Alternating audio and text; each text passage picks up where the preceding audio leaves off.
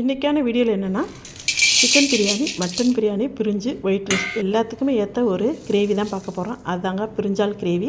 இதுக்கு தேவையானது 50 கிராம் வேர்க்கடலை, 2 ஸ்பூன் வெள்ளை எள்ளு. இதை நல்லா பொன்னிறமாக வறுத்து ஒரு தட்டுக்கு ஆற வச்சு எடுத்துக்குவோம். அதே கடாயில் 3 கரண்டி எண்ணெய் ஊற்றி கொஞ்சம் கடுகு, கொஞ்சம் கருவேப்பிலை, அது கூட கொஞ்சம் சீரகம் போட்டு பொரி எடுத்துக்கலாம்.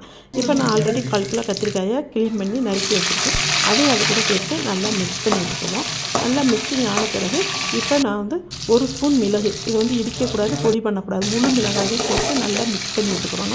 நல்லா மிக்சிங் ஆன பிறகு 3 பச்சை மிளகாய் கீரி வச்சுருக்கேன். அதையும் அது கூட சேர்த்து நல்லா மிக்ஸ் பண்ணி எடுத்துக்கலாம். நல்லா மிக்சிங் ஆன பிறகு நான் இதுக்கு தேவையான அளவு உப்பு, உங்களுக்கு எந்த அளவுக்கு கத்திரிக்காய் அதிகம் போட்டுக்கலாம் அந்த அளவுக்கு கூடுதல் குறைச்சலாக பார்த்து சேர்த்துக்கிறேங்க. இப்போ 1 ஸ்பூன் மஞ்சள் தூள் அது கூட சேர்த்து நல்லா மிக்ஸ் பண்ணி எடுத்து, அதே மாதிரி 1 ஸ்பூன் வெறும் மிளகாய் தூளையும் அது கூட சேர்த்து நல்லா மிக்ஸ் பண்ணி எடுக்குவோம். அதே மாதிரி 1/2 ஸ்பூன் அளவு வீட்டில் அரைச்ச மசாலா தூளையும் அது கூட சேர்த்து நல்லா மிக்ஸ் பண்ணி எடுத்துக்கலாம்.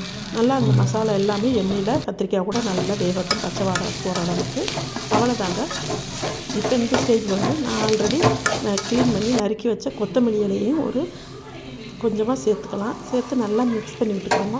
நல்லா மிக்சிங் ஆன பிறகு நான் 2 தக்காளி மீடியம் சைஸ் தக்காளி நல்லா மிக்சியில் அரைச்சி எடுத்து வச்சுருக்கேன். அதையும் அது கூட சேர்த்துட்டு நம்ம ஆல்ரெடி வருத்தம் பார்த்தீங்களா வேர்க்கடலையும் எள்ளையும் அதையும் அரைச்சி வச்ச விழுதையும் அது கூட சேர்த்து இதெல்லாம் பச்சை வாடை போகிற அளவுக்கு நல்லா மிக்ஸ் பண்ணி எடுத்துக்கலாம்.